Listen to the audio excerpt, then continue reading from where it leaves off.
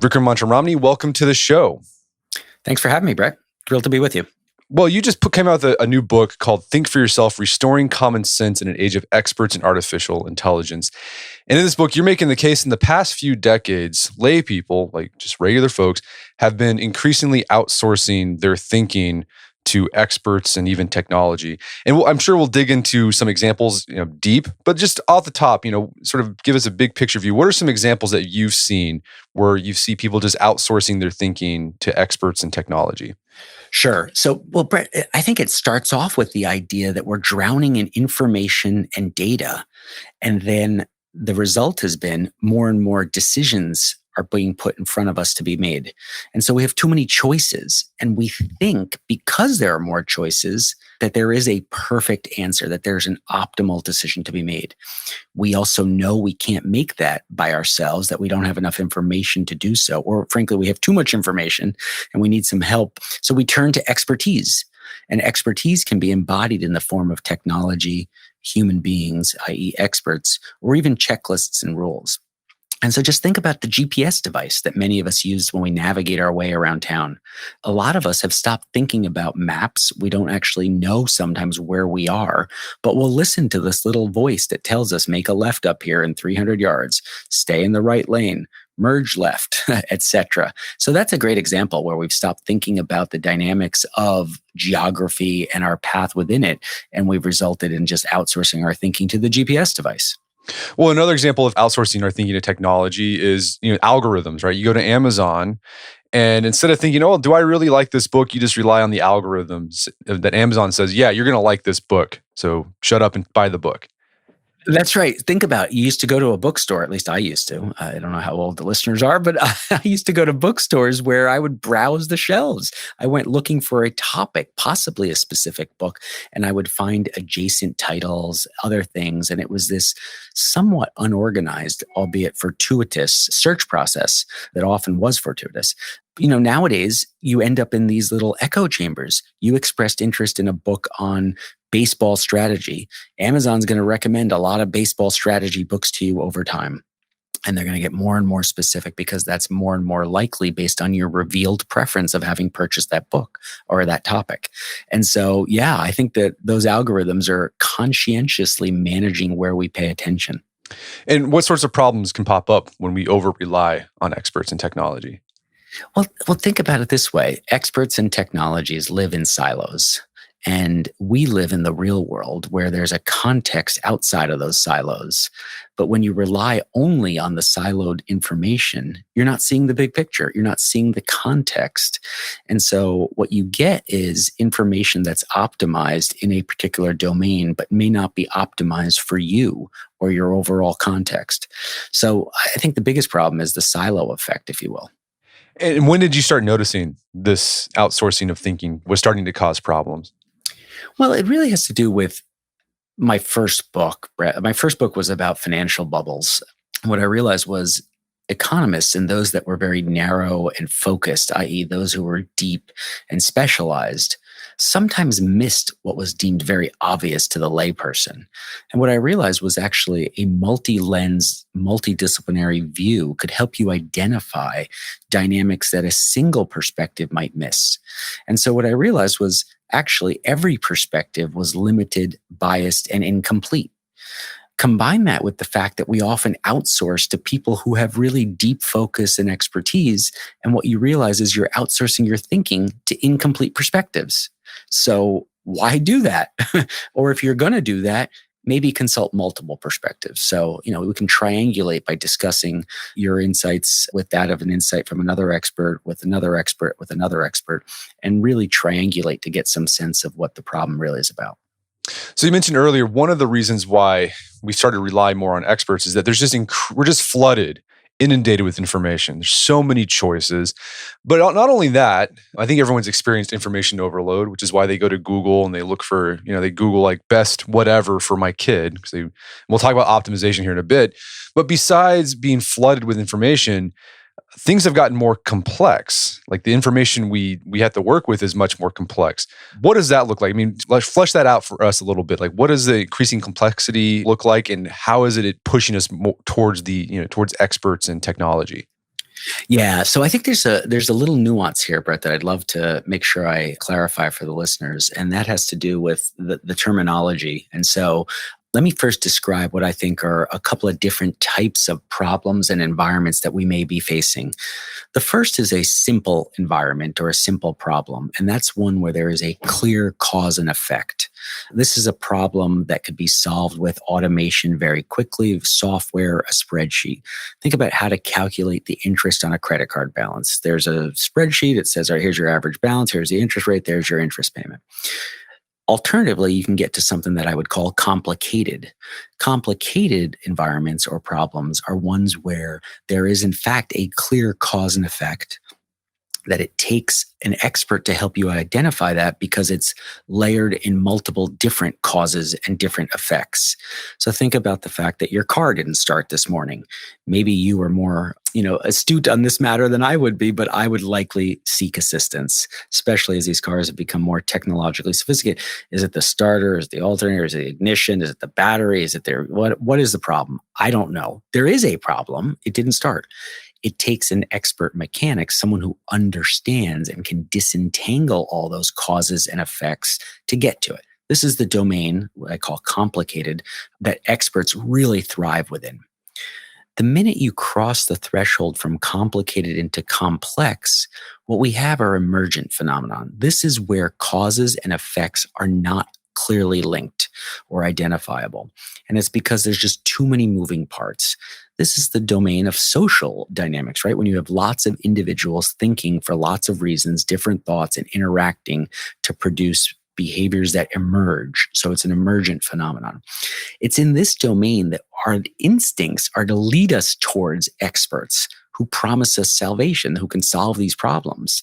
But these are not problems that are solvable. These are problems that are understandable and that we can try to get our arms around, but there is no solutions. And so when you employ an expert who's skilled at helping us navigate a complicated dynamic in a complex dynamic, what you find is you've brought a man with a hammer to a situation where there may or may not be a nail, but he's going to find that nail.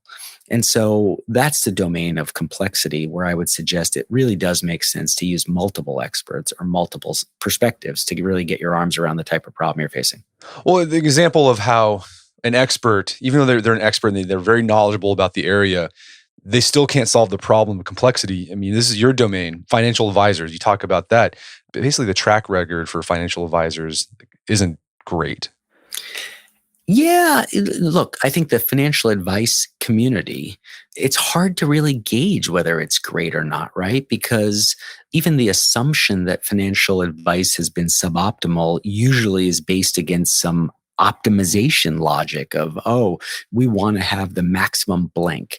Well, what if instead a true financial advisor understood what their clients' needs were and increased the probability of achieving those rather than trying to maximize just some, theoretical objective such as, oh, we just want to produce the max return. Well, the max return comes with some risk. So what if instead the person said, I want to make sure I have enough money for my kid's tuition when he goes to college in 3 years' time, and it's this much money. Great. Then we're going to increase the probability of achieving that number rather than just objectively try to maximize in this, ambiguous way. So it's not clear to me that financial advisors are unproductive or useless. I think they're probably very productive and very useful. The key is really taking the time for financial advisors to step out of their own little silo of maximize returns, and understand client needs. And you're also seeing, I'd say in the past 10 years, you've seen companies pop up promising that they can use artificial intelligence to solve these complex problems. The idea is that you can get these supercomputers thinking about things and they can see all the different possibilities in these emergent properties. But what do you think? Is that actually going to do anything, or is it just can that help us solve problems using technology? Yeah, look, technology has forever, as far as I can tell, promised us this salvation into a utopia where everything is knowable and everything is optimizable. The problem is technology, at least so far, has been designed by humans that have limitations and biases and other issues. And those get embodied in the very technologies that are produced by humans.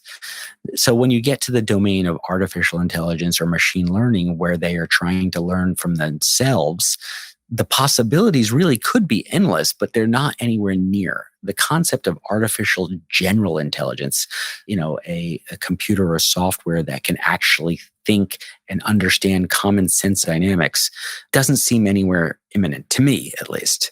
So that's one dynamic I would say. But it also, if you think about even something that's becoming increasingly popular as a topic, like autonomous driving, if a car is driving, let's say the car is about to hit, this is a common problem in the discussion of fairness in some of the decision-making literature. But if the car is going to hit either a person on the right side of the road that has a baby in a carriage and is pushing it down the sidewalk, or two old people on the left side of the road that are walking with their canes down the street, and that's it. It has to choose one of those two. Which one should it hit? I mean, those types of ethical problems that emerge in the software are things that humans have grappled with, but the software doesn't know how to grapple with that. The software is going to deal with it, whatever it's been programmed to do. And so you have these ethical considerations that emerge. I mean, the truth is software embodies values. Algorithms embody the values of the people that design them.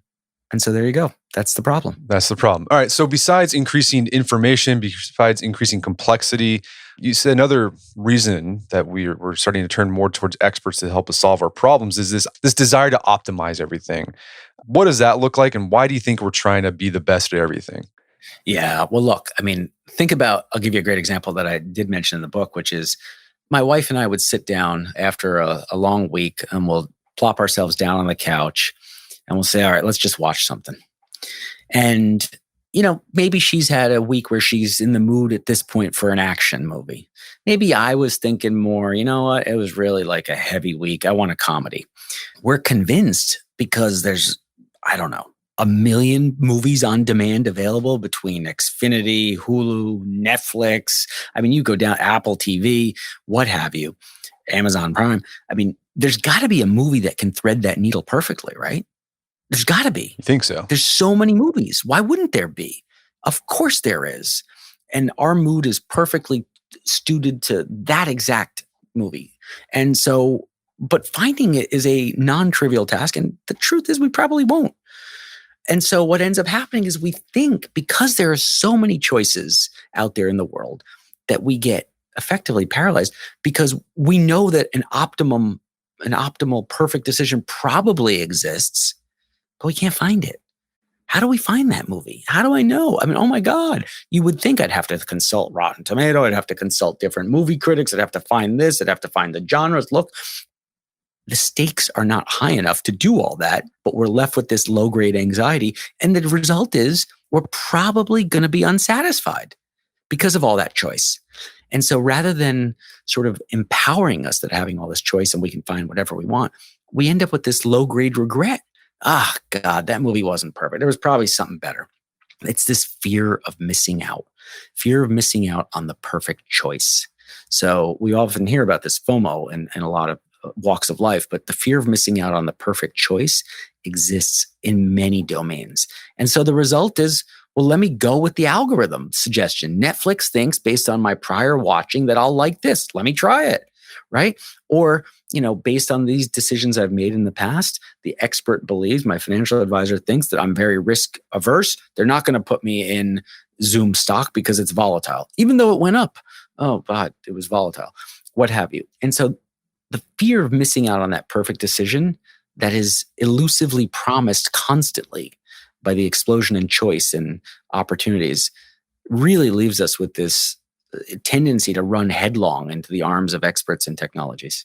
Well, yeah, it seems like it sounds like what you're saying, the technology actually encourages to think that way because technology, there's data with everything. So you can see popularity, but like that data could be meaningless. I mean, I've had instances where I've tried to, get whatever some company said was the best. And then I get it. I'm like, this wasn't that great. This is the problem. This is FOMO invading all walks of life. effectively, right?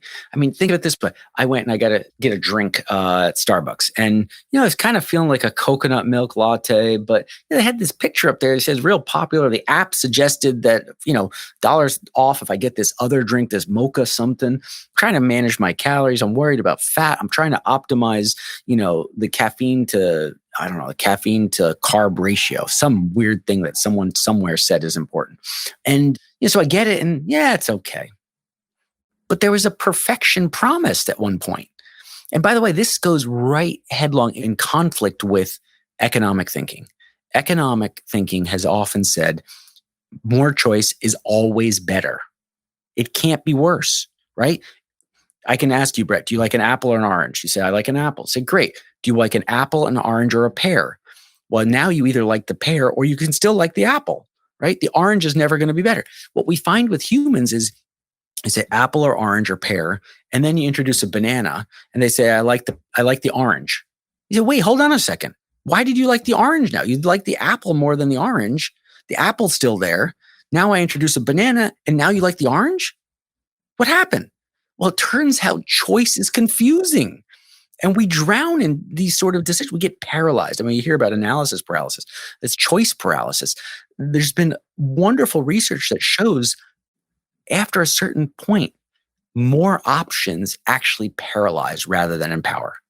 And that's what we're finding. Right. And so that's why we decide to go to Google. Just Google, tell me what the best thing is to buy, or Netflix, tell me the best show to watch, because I don't want to make the choice. Yeah, it's easier. And by the way, in some walks of life, I would tell you, you shouldn't think for yourself. You should just blindly follow what it's right. When the stakes are low, why do I need to try to optimize the movie I'm going to watch with my wife on a Friday evening, right? Why should I do that? Why not it's an hour and a half to 2 hour commitment. And in fact, if I didn't think of it as something to optimize, but something instead that I tried to satisfy, I'd probably enjoy it better. Right. Okay. But then when the stakes are high, you don't want to just rely on the expert or the technology. That's right. All right. No, that's exactly right. You don't want to rely blindly when the stakes are high. Think of it this way. If you had to worry about a medical decision, where a procedure that was somewhat risky, that maybe had some side effects, that balancing act is going to be a little more difficult, and one where I'd encourage you to think for yourself. Well, something that I thought was interesting too, you argue in the book, is that this information overload, this information complexity, this too many choices is not only affecting lay people, but it's also causing problems for the experts in the technology we rely on. How so? What's going on there? Well, think about the experts. Right? They live in silos, and they may, in fact, because they live in silos, not have an appreciation for where their work is useful or not useful. And so I encourage the experts to also take a step back and see the big picture.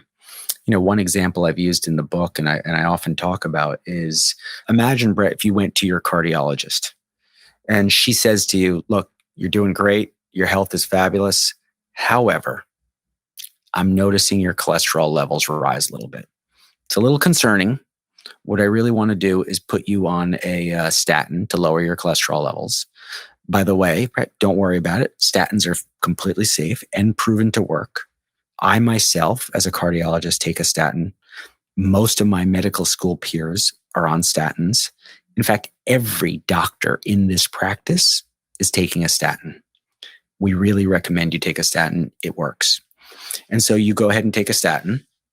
Later that year, you come back, you get tested, and lo and behold, your cholesterol levels have fallen. Fabulous, right? She did her job. You can claim victory. And we know with good, pretty serious good research that high levels of blood cholesterol are associated with higher risk of heart attack. And she just lowered your blood level of cholesterol through a statin. Great. So that's a good thing. However, now you walk down the hall and you go see a endocrinologist. And he tells you, Brett, you know what? You're doing great. Health is looking good, except I'm seeing signs of prediabetes. It looks like you're developing insulin resistance. And in fact, I think we're going to have to address this because something's not right. There's a warning here, and I'm worried because diabetes comes with an elevated risk of heart attack. And so now we've crossed the silo away from the cardiologist to the endocrinologist, and we're seeing the exact opposite impact. Why is that? Because the way a statin works is it interferes with enzymes that impact insulin production, etc. And so it interferes with the system. The fact that lower cholesterol is good for you is true, all else equal. But all else wasn't equal. You took a statin, a foreign object that interferes with other things. And so there's an example where crossing silos may result in a different insight than living within a silo. So, I think it's useful for experts to look beyond their own silos as well. Well, and besides experts in technology, you mentioned something else that can cause us to not really think for ourselves, and that's rules or procedures or sort of the bureaucracy. Any examples of that causing us to be blind to different options? Yeah, look, I mean, sometimes checklists are useful. They've proven extraordinarily useful in reducing surgical error. They've proven extraordinarily useful in aviation, where pilots will go down a checklist to double check everything, et cetera. It's a means to minimize sort of that complacency that comes in with regular repeated actions. And the complacency sometimes increases the error rate. So use the checklist and you reduce the error rate. However, what happens when we blindly rely on checklists or protocols is we stop thinking. And that's a problem. There's a story in the book where I talk about a checklist that was used to determine whether a patient should be removed off of a blood thinner. And the checklist said, yes, he should be removed off the blood thinner. And so this patient stopped taking blood thinner and later had a stroke. Well, it turns out one item that wasn't in the checklist was family history of strokes. Wasn't part of the checklist.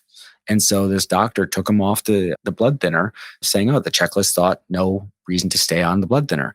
However, this person, his father at that very age had a stroke that he was. And so, if you used a little common sense and not relied blindly on the checklist, you might have had a different recommended course of action. So there's an example, again, sorry from the medical, we're sticking with medical examples, but it's also true even within aviation. Captain Sully Sullenberger, famous US air pilot who landed on the Hudson, there was a checklist in the plane for what to do when you lose thrust in both engines. There was a checklist for that. However, that checklist was designed to be followed if you were at 35,000 feet cruising at 600 miles an hour. He was at 3,000 or 4,000 feet, hadn't yet reached an ascent level that allowed him to glide very far. And so he put the checklist aside and he thought for himself. The result was a good outcome. Well, better than it would have been, I guess, is one way to think of it. So yeah, there's a couple examples from checklists. Well, so it sounds like what all these things, experts, technology, checklists, procedures, what they all do, one of the things they do is they direct our focus to a specific area, causing us not to focus on other stuff. That's right. Yep. No, that's exactly right. It's about focus management. In fact, one of the things I often suggest is that we need to be mindful about where we're focusing, because the experts and technologies are like spotlights, and they're shining a spotlight for us in terms of where to look or what to pay attention to. When in reality, the insight may exist in the shadows. We talked about the cardiologist and cholesterol, but I have to ask, why would you care about cholesterol? I mean, do you care about cholesterol, Brett? No. I don't think you should care about cholesterol. In fact, I don't know why I should care about cholesterol. You care about cholesterol because it might impact your heart attack risk. Well, shouldn't you just care about heart attack risk rather than cholesterol? Why are we focused on cholesterol? Well, another example from the medical, because that's an area where it's complex, a lot of information that affects men, is the prostate-specific antigen test. It's this idea you could detect prostate cancer really early by taking this test, and you think that's a good thing, but it actually ended up causing a bunch of problems. Yeah, so that's it's actually a tragic story, I think, on many levels for lots of men. So Dr. Alblin designed this test. He was a University of Arizona professor. And effectively what happened was this was a test to manage, originally I think the intent was to manage people that had been, because of symptoms, identified as having prostate cancer. And so you use the PSA test to see in their blood levels perhaps how that cancer was progressing and what to do. But the way you found out if a person had prostate cancer was they showed up with symptoms, or there was some identifiable physical means to say, okay, there's a problem here. Well, what ends up happening is big business, big pharma, or not pharma, but big medicine, if you will, takes over, and they start using this test as a identifier of prostate cancer. Well, it turns out most men will die with prostate cancer. but very few men will die because of prostate cancer. And so it turns out that there's actually, with age, there's a greater preponderance of prostate cancer.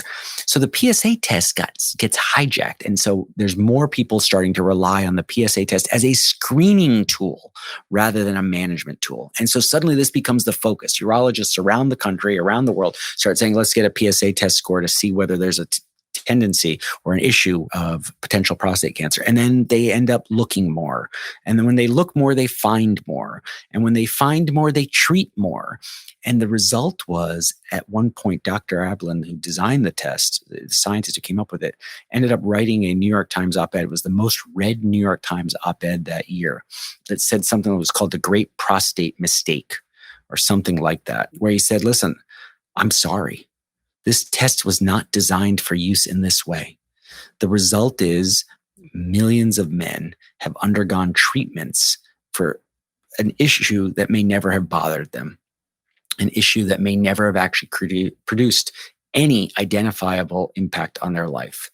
And so, in fact, he then had a book-length treatment called The Great Prostate Hoax, where he talked about how, and he starts it off with an apology to men, saying, there's been millions of men who are probably incontinent or impotent because of procedures that might have been deemed unnecessary because of over-reliance on this one indicator. Right. So that's an example, again, like a misdirected focus. Like it made you blind to the bigger picture and just made you hyper-focused on one thing. That's right. Well, another area that you talk about, and this is sort of your domain of business and finance, where misdirected focus, where you're siloed and you're just paying attention to specific things, can actually hurt businesses in the way they promote people. And this, you talk about the Peter principle. Oh, thanks for asking, Brett. This is I think it's a genuinely comical manifestation of this problem of misdirected focus. Well, let's talk. So for those who aren't familiar, what is the Peter principle, and how does misdirected focus lead to the Peter principle? Yeah, so the Peter principle there was this book in the 1960s, I think, written by Lawrence Peters, and there was somebody else, but anyway, it's called the Peter principle. And what he found was he went around and was just frustrated by large organizations and bureaucracies. And what he did was he said, well, why are people getting promoted? Why is this person in the job? Why is this person staying in the job? And he did some research and looked into it. And what he found is really, at some level, it caused me to chuckle when I first read it. And then when you think about it, it's quite profound. He said, well, it turns out people get promoted by doing well in their current job. And the result is you keep getting promoted if you do well. Seemingly logical, right? The next question he asks is, when do people stop getting promoted? They stop getting promoted when they're doing poorly in their job. And he calls that person has reached their, quote, level of incompetence, quote. And so the result is, eventually, over time, an organization is filled with people that reach their level of incompetence, and therefore nothing gets done. And so you can laugh about that because you're like, oh my God, obviously, if this person's really great at customer service, they're going to get promoted to run the customer service team. Well, that's a different skill, managing people rather than managing customers. And if that person's really good at managing that group of people, they may get promoted to, managing a bigger, different operation, et cetera, and they'll get migrated up.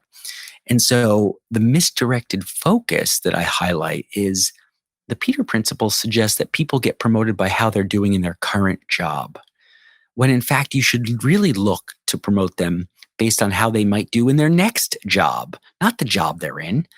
You may find an underperformer in your business who's at a particular level who, once promoted, may excel. Likewise, you can find someone who's doing really well in their current position that if you promote them, they'll really struggle. And so the focus on how someone's doing in their current job to determine whether they will do well in their next job really doesn't actually make a lot of sense. It's a rewarding mechanism, but it's not a mechanism that actually lines up people with the skills they need for the job they're being asked to do. Gotcha. Okay, so in that case, if you're working in a corporation where you determine promotions, you don't just look at how well they're performing at this job. Like, look at the bigger picture of that person and see if they would do well where they're at right now or in a position higher. Yeah, look. Yeah, Wayne Gretzky's, I don't actually know if it's Wayne Gretzky or Wayne Gretzky's father. There's been debates on this, but there was a quote that came out of the Gretzky family, which was, one should skate to where the puck is going, not to where the puck is, right? So evaluating people by how they're doing in their current role is looking at where the puck is. We want to know where the puck is going. If I promote Brett to this other job, will he do well? That is independent of how he's doing in his current job. All right, so we've talked about the problem. We have all these experts, technology, rules and procedures that direct our attention and sometimes to our detriment. Let's talk about how we can overcome that and be a little bit more self-reliant in the 21st century. And let's talk about that managing focus. So it seems like the first step is just wresting control of your focus from experts, technology, and not just completely outsourcing that thinking to them. But how do you do that when you have all these things, these algorithms, these experts and books and TV telling you, here's what you need to do? How do you wrest control and start managing your attention for yourself? Yeah, it's hard to do. Like, let's be honest. So first of all, it takes effort. But let me actually clarify one thing that I want to make sure comes across here. I am by no means suggesting we shouldn't listen to experts. I am not bashing experts. What I'm suggesting is we have for far too long bounced like a ping pong ball between complete deferral to experts, which I think is problematic. That's where we don't think for ourselves and we blindly outsource. But we've also bounced to the other extreme, which is complete dismissal of experts, which I also think is wrong. What we need to do is keep experts in their spot, in their place. We are the main actors. Experts are supporting actors. So, we can take their insight. In fact, in the book, I say, keep experts on tap, not on top. For that reason, I think there's a role for experts, and we want to rely on them, and we want to tap into them, and we want to get insight from them and extract value from them without completely blindly outsourcing to them. Now, one exception, and in fact, again, in the book, I mention an example of a Stanford University professor, Baba Shiv, who realized that he and his wife had a cancer diagnosis, and they decided they were going to take the back seat. They were going to do what the experts told them to do blindly. Now, they realized that it was emotional, and so they mindfully decided to give up control. So one, being mindful. And number two, they then spent more time figuring out who they would give up the control to. So they were mindful of who they outsourced to, and they were mindful of the very outsourcing act. So, I'm okay with people outsourcing. You're thinking, I just want you to do it mindfully and intentionally rather than subconsciously or just reflexively. Gotcha. And so it sounds okay if you make that decision to outsource your thinking and rely on experts, which you should. I guess one of the things you do, maybe you start asking, like, what is this person missing that because of their expertise they might be missing because it's not even in their silo? Bingo. That's exactly right. Ask questions of where the information is relevant and where it might not be relevant, or what the insight is based on. So, I know it's hard to ask experts. You feel like there's a status dynamic, et cetera. But when you're interfacing with an expert, I think it's eminently reasonable to ask questions about how that expert came to the conclusion that they've come to, why they're recommending it to you, and how it applies to your specific context and your specific problem or objective. So I think that's a very reasonable conversation to have. And an expert should be willing to guide you to understand why they're coming to this conclusion. Right. So that even involves like asking about their incentives. I mean, that could be uncomfortable. It's like, well, do you make money if you tell me to do this thing? That's something you got to know that. It's uncomfortable, but worth doing. There's a quote in the book, I think it's from Warren Buffett, but don't ever ask a barber if you need a haircut. Right. Right. That's sort of the logic. I think that captures it, right? That sort of gets at it. Well, and besides, just being more mindful of when you're ceding control, and also being mindful of the experts, their limitations, or the technology's limitations. You also say another important thing to be self-reliant in the 21st century is just actually knowing what you're trying to, what your goals are. Yeah. And it seems like very basic, but how do you think people do they just not think about that? Why do you think people think about what their actual goals are when they decide to cede control over to an expert or technology? Well, it's not that you don't understand your goal. It's just that you let your goal be subservient to the expert's objectives, right? So ultimately, think of the cardiologist example. The cardiologist is an expert in heart health. You are worried about your wellness, your longevity. Your risk of heart attack is part of that. ultimately, we can even ask, why do you care about a heart attack? If it doesn't kill you, I mean, yeah, you don't want to have it because there's risks, complications, etc. But ultimately, you care about living a life healthily. You want to stay well. And so, your objective really should be driving your interactions with experts. Again, think of yourself as an artist putting together a mosaic, and experts have the tiles. There's different tiles, they're different shapes, they're different color, different texture. You put them together based on your objectives. So, again, I think of it as the experts are pieces. You know where you want to go with this whole thing. So take what you need from them.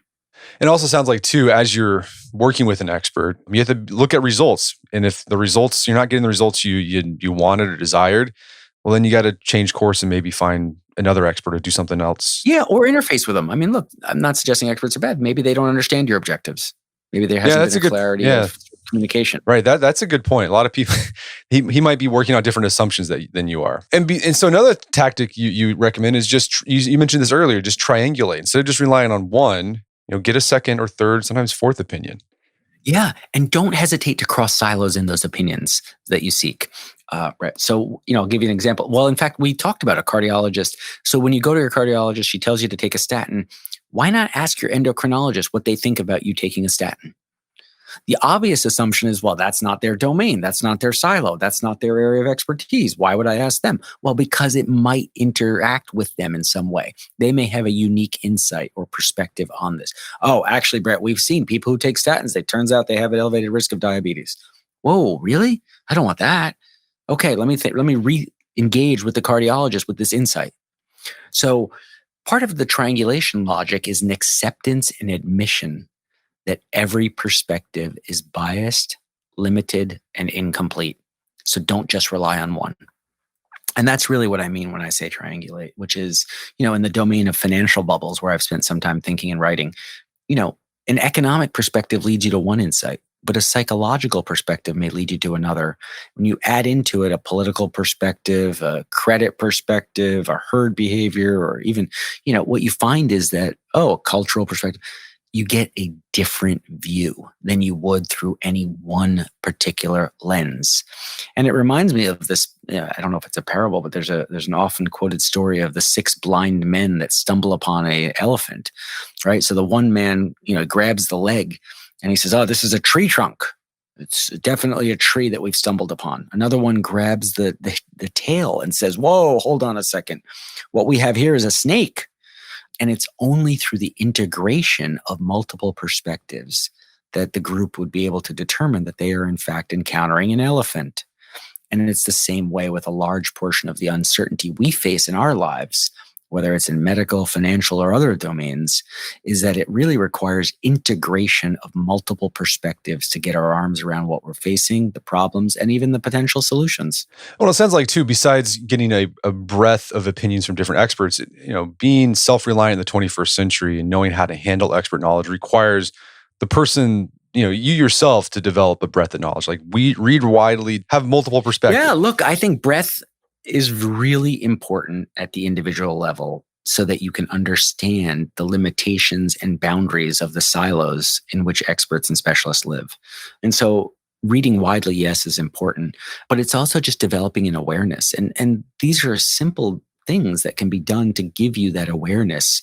Let's just talk about reading information and the news, for instance, right? I mean, a lot of people will now, because of technology, tunnel in based on existing, searches or filters or alerts. They'll be told, oh, there's something, you're in the, you're in the aerospace industry. Great, here's this 737 MAX problem. And so you get news on that. Your alerts come in every day and you get your industry newsletter and it comes to you and you read it. Whereas if you took a physical newspaper or magazine and you flipped through it, you will be exposing yourself to different ideas in different domains that may be adjacent, et cetera, and you'll just be more aware, right? I mean, if you think about what's happening in business, reading the Wall Street Journal physical edition rather than the algorithmically influenced, alert-driven online version, I think there's some value in that and in exposing you to breadth. And I consistently will read, for instance, The Economist magazine cover to cover in physical form. And I do that because just even flipping pages, even if it's not interesting or not a topic I have real depth of interest in, I may get some value out of seeing the headline and even reading the first paragraph of it. And it's very quick, but it gives me an awareness and a breadth of exposure that I wouldn't get if I just said, all right, I want to know about US-China relations. Let me just read about that. Well, Vikram, this has been a great conversation. Where can people go to learn more about the book and your work? Sure. I think my website's probably the best spot, which is just www.mansharamani.com. And that's MANSHARAMANI. Or I'm on LinkedIn and Twitter as well, and you can find me there. Fantastic. Well, Vikram, thanks so much time. It's been a pleasure. Thanks, Brett. I've enjoyed the conversation. My guest today was Dr. Vikram Mansharamani. He's the author of the book, Think for Yourself. It's available on Amazon.com and bookstores everywhere. Check out our show notes at aom.is/thinkforyourself, where you can find links to resources where you can delve deeper into this topic.